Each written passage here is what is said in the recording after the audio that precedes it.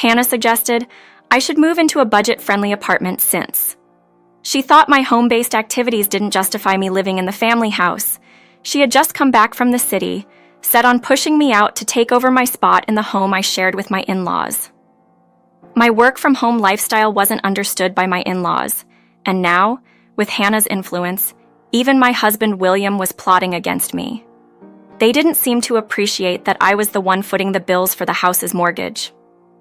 The realization hit me hard. Why should I stay with people who constantly made me feel unwanted? If they were so eager for me to leave, then that's exactly what I would do. I had reached my limit of tolerance and, fueled by frustration, decided to transfer the mortgage responsibilities to them. Following my decision, I ended my marriage with William and exited the scene, unaware of the challenges they would face without me. My name is Amy. William, my husband, was 3 years my senior. Our paths crossed at work, but ours was not your usual workplace romance. William was employed by the janitorial service at my office. Life had dealt me a harsh blow, having lost both my parents in a short span. First, my father fell ill and was given a mere 5 months to live. During his care, my mother also succumbed to illness. With their passing, I was left to navigate the world alone, without siblings or parents. The loss would hit me at unexpected moments, often bringing me to tears. Despite the pain, I masked my grief with smiles, especially at work. The day William and I first truly connected, I was lost in thought by a window, trying to hide my sorrow. Although we had acknowledged each other with nods before, we had never really talked. That day, William approached and checked in on me, noticing my somber mood. Opening up to him felt surprisingly easy, perhaps because he was somewhat of a stranger then. William's empathy when he learned about my parents was a comfort. He shared his closeness with his own parents and understood my sense of loss. This exchange marked the beginning of our conversations and, eventually, our relationship outside of work. When we started dating, William introduced me to his parents. They were welcoming and understanding of my situation, offering me kindness and a place in their lives. Becoming close with William's family happened seamlessly, and without a traditional proposal, we naturally transitioned into marriage. Post-wedding, William and I found a cozy apartment close to his parents and embarked on our new life together. Recognizing the future we envisioned, which included potentially starting a family, I shifted careers to a remote role, allowing for more flexibility. Although I shared this significant change with William, it seemed he didn't fully grasp what it entailed. He knew I worked from home, but the nuances of my job were a mystery to him. Despite changing jobs, my income remained stable, so I took on the responsibility of covering our living expenses. William earned less, so we agreed he would save his earnings, aside from occasional social outings. His financial contributions were minimal, as his social life was modest and inexpensive, mostly involving outings with me or friends. William was comfortable with me managing our finances, a setup that worked well for us. Working remotely offered numerous benefits, notably the ability to share unhurried meals with William. This was a luxury I wouldn't have had at my old job. Cooking had once been a simple affair for me, but now, eager to please William, I found joy in preparing more intricate meals. Our life together was tranquil and fulfilling. However, a few years into our marriage, we faced an unexpected crisis. A devastating fire destroyed William's parental home, erasing tangible memories and possessions. Thankfully, his parents were safe, but the loss was immense. They stayed with us temporarily, a time during which I sought to uplift them, much like they had supported me through my own parents' loss. I took on additional household duties and made sure to cook comforting meals, all while managing my work. Despite our efforts to make them feel at home, William's parents were acutely aware of their dependence on us and expressed concerns about overstaying their welcome. It was clear they longed for independence and normalcy. This situation led William and I to a significant decision.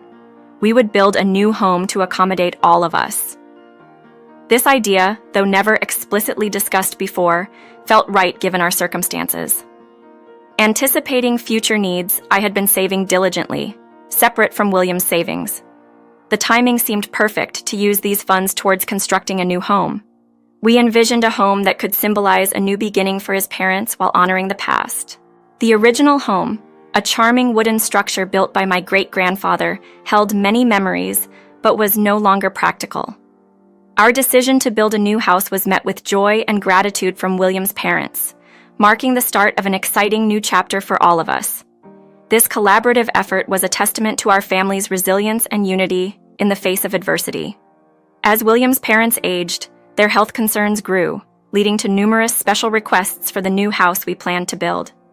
William, eager to ensure their comfort, proposed several additional features.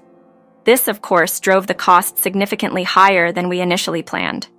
Despite the escalating expenses, I committed to these enhancements, believing in the long-term value of our future home. Around this time, I noticed a shift in dynamics.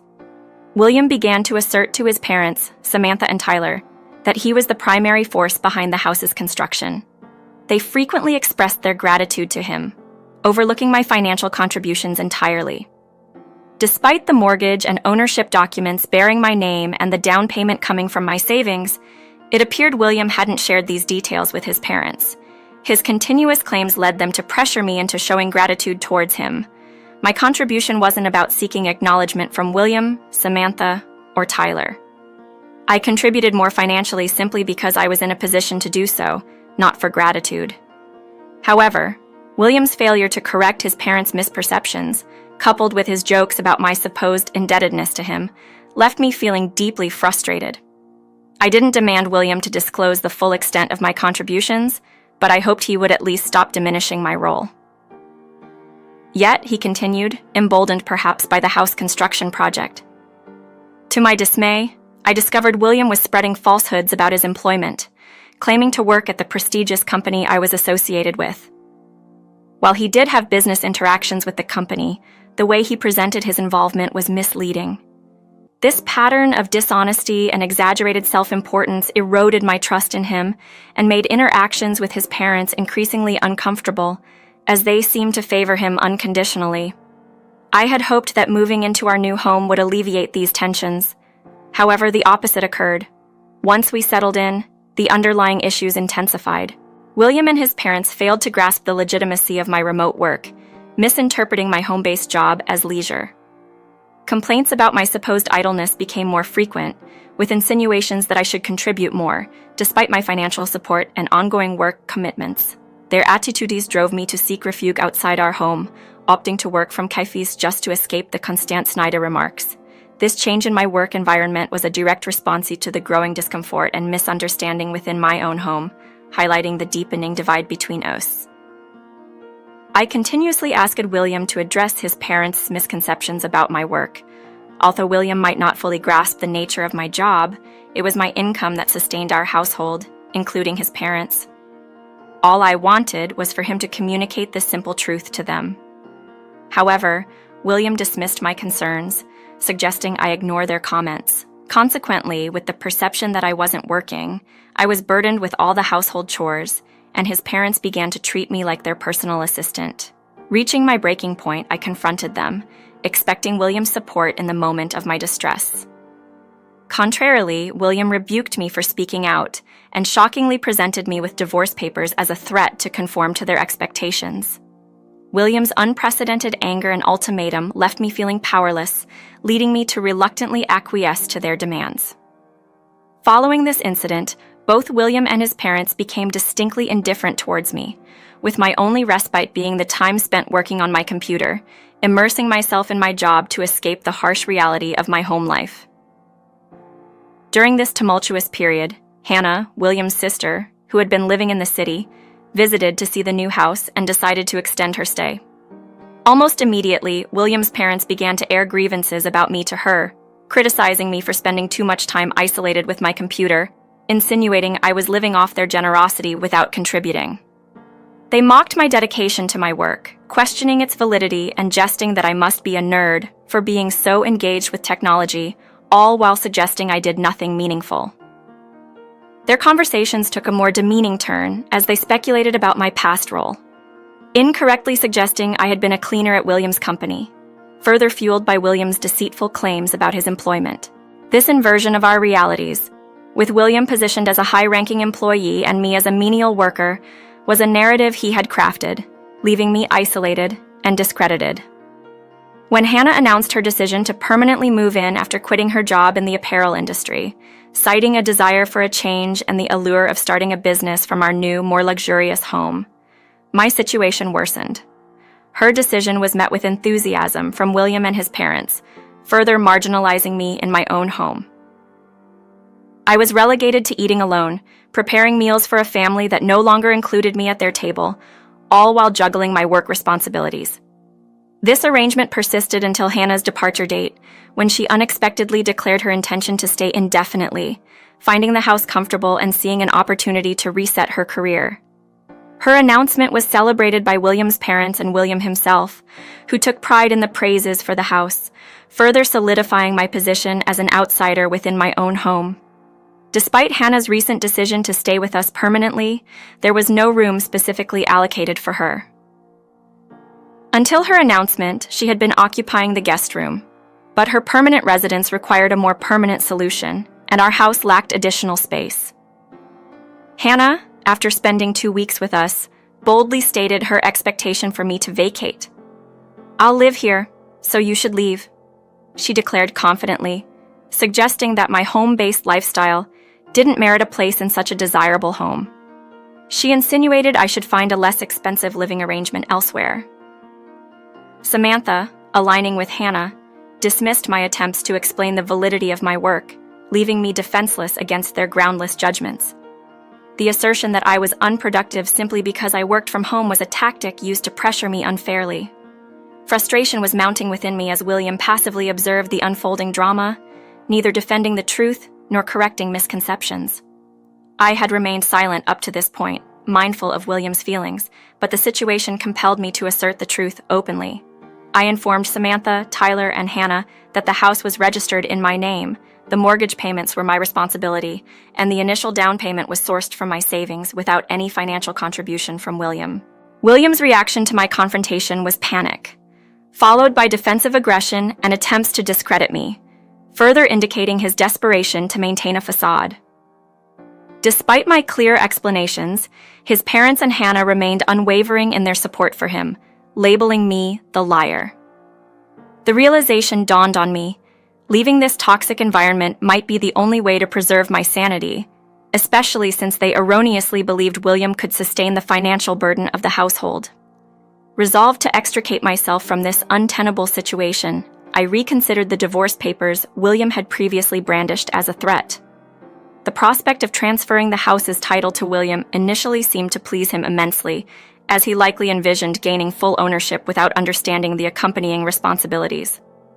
However, the process of changing the mortgage into his name revealed William's aversion to the complexities involved. He naively thought it was a mere matter of signing his name, unaware of the legal and financial implications. Reluctantly, I accompanied a clueless William to the bank and a legal advisor for the necessary consultations.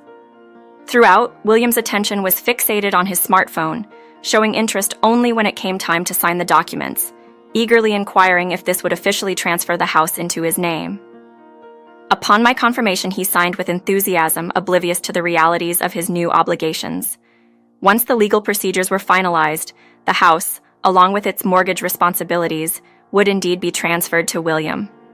I had painstakingly explained the situation multiple times, yet it seemed only the full weight of his new role as the sole proprietor would reveal the true extent of his misconceptions and the financial obligations he had underestimated.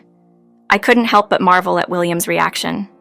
Even after transferring the house and mortgage into his name and proceeding with the divorce, he jubilantly shared the news with Samantha, Hannah, and Tyler. It baffled me how they could still entertain the notion that William was employed by a prestigious company while viewing me as jobless. Observing this, I was struck by disbelief and a sense of liberation, knowing my next steps were clear. Following the transfer, William planned a trip to celebrate the divorce, instructing me to vacate the house during their absence. They embarked on a lavish trip abroad, expecting me to disappear quietly. Instead, I took decisive action during those 12 days. I sold all the furniture and appliances I had brought into our shared home and packed my personal items, simultaneously finalizing the sale of a luxurious condo on the top floor of a high-rise building, a place I had stumbled upon, seemingly waiting for me, priced at around $8 million. The timing felt serendipitous, and I seized the opportunity to make it mine. The 3 years spent in turmoil with William's family had been taxing, but the prospect of starting anew in my condo filled me with excitement. Unbeknownst to them, I had a substantial inheritance from my parents, which I had wisely invested over the years. These investments flourished, significantly increasing my wealth. I had once dreamt of sharing this fortune with William and retiring early together, but I kept this secret, a decision I now regarded as fortuitous. Their disregard for financial prudence had been a painful lesson, reinforcing my choice to keep my assets hidden. Moving to the condo allowed me to design a living space that truly reflected my tastes, free from the influence and criticism of William and his family.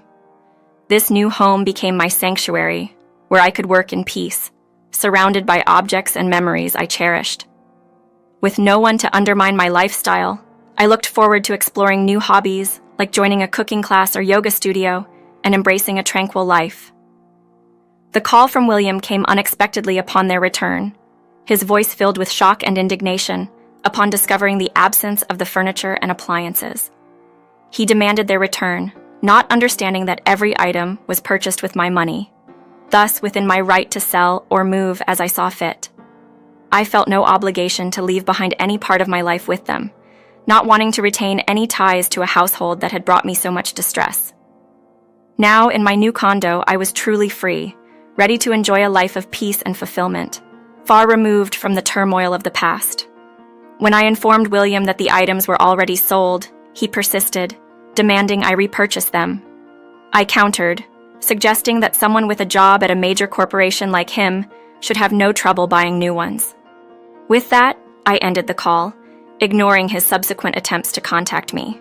Time moved on, and 2 months after William and his family's return from their celebratory trip abroad, I had fully embraced my new life, forming friendships with my neighbors and enjoying various activities, such as cooking classes recommended by a friend living just below my condo. One day, as I returned from a class, William called. Curious yet cautious, I answered, wondering if there was a lingering issue with the paperwork. William's voice, filled with panic and confusion, echoed the chaos of their return. He was upset over discovering the monthly loan repayment amount of $6,100. Confounded, he questioned why the loan wasn't settled, not comprehending the financial responsibilities that now lay with him despite the bank's thorough explanation, which he had ignored. William's disbelief that the mortgage wasn't paid off revealed his lack of attention during the transfer process. I vividly remembered sitting beside him, observing his disinterest. Now, he frantically sought a way out of his new obligations, but it was too late. He had already signed the mortgage over to his name. William's realization that he was solely responsible for the loan repayments marked a turning point. His assumption that I would be struggling post-divorce was baseless. I had managed our finances throughout our marriage, ensuring a comfortable life for both of us. Reflecting on the past 5 months, I pondered over William's lifestyle with his family, likely living beyond their means under Hannah's influence, until the reality of the mortgage hit them. William's predicament seemed distant to me now, as if belonging to a stranger. Indifferent to their financial woes, I took a moment to enlighten William about my current situation, living comfortably in a luxurious condo, thanks to my successful investments. His silence on the phone was telling, and after that revelation, his calls ceased, leading me to believe he had somehow coped with his situation. Unexpectedly, William reached out again, reigniting a connection I thought had been severed. Despite our history, his re-emergence was met with a sense of detachment on my part, as our lives had diverged significantly since the divorce. My focus remained on my newfound independence and tranquility, far removed from the complexities and turmoil of my previous life with William and his family. When William reached out again, I couldn't help but wonder what urgent matter had prompted his call this time. It turned out to be a crisis. Their house was in the process of being seized. In the background, I could hear the anxious voices of his family, Samantha, Tyler, and Hannah, all in a state of desperation. William, in a voice filled with panic, pleaded for my help. An enforcement officer was at their doorstep, explaining that the house was set for auction and they were on the verge of eviction. William seemed genuinely surprised when I inquired about warning letters, suggesting they hadn't received any. However, upon further questioning, he sheepishly admitted that such letters might have been overlooked intentionally, having arrived and been opened without any action taken. Each family member, it seemed, had assumed someone else was managing the loan repayments. As the reality of their situation sank in, with a foreclosure looming and the full loan amount demanded immediately, I couldn't help expressing my frustration at William's apparent hopelessness. I suggested pooling their savings as a potential solution, only to be met with the bleak reality that such an option was off the table. Samantha and Tyler had depleted their savings on lavish travels, banking on the future support of their son, who they believed was thriving professionally. Hannah, on the other hand, had not left her job by choice but was fired for embezzling funds, a far cry from the successful city life she claimed to have led. The financial facade they maintained crumbled, revealing a dire situation. William had exhausted his savings, living under the pretense of a lucrative job, while his family indulged in extravagance, all under the false assumption that their financial stability was secured. The accumulation of these poor decisions led to the inevitable seizure of their home. In the midst of this chaos, William made a desperate proposition: for all of us to live together in my luxury condo, as if our divorce had not severed our legal and emotional ties. My response was firm and unequivocal: I refused. Our divorce marked the end of our shared paths, and my new life in the condo was a sanctuary built from my independence and success, far removed from the turmoil and deceit that had characterized our marriage. As the saga unfolded, my resolve hardened, especially after hearing my ex-in-laws, Samantha, Tyler, and Hannah, lambasting me with insults in the background of the call with my ex-husband, William. Their words, ranging from calling me heartless to a scammer and a thief, only solidified my decision. Their bitterness and blame-shifting, a direct consequence of their own decisions and actions, showed no signs of self-reflection or remorse. Eventually, their argument turned inward, spiraling into a cacophony of blame among themselves. It was at this moment I chose to sever all ties, quietly ending the call and ensuring no further contact by blocking William's number. A few days later, a newspaper headline caught my eye, detailing a father-son altercation that escalated to the point of police intervention, immediately raising suspicions about William and his father.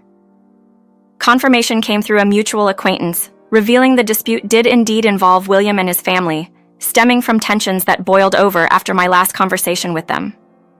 The altercation led to their arrest and minor injuries for all involved, alongside a police warning. This incident not only bruised their physical well-being, but also William's professional reputation, as rumors of the fight spread through his workplace, leaving him in a precarious position. Following the fight, the house was sold, and the family relocated to a dilapidated apartment, a stark contrast to their previous living conditions. Their new life, marred by infestations and neighborly complaints, marked a significant downgrade. Hannah's history of embezzlement further complicated their attempts to stabilize, making it nearly impossible for her to secure employment. Thus, the family's financial burden fell solely on William, who, despite his efforts to locate me, found his inquiries fruitless thanks to the discretion of our mutual friends and the vigilance of my condo's concierge service. This chapter of my life, filled with turmoil and strife, felt conclusively closed as I embraced my new existence in the luxury condo. Far removed from the chaos, my days were now filled with hobbies, work, and the peaceful solitude of single life.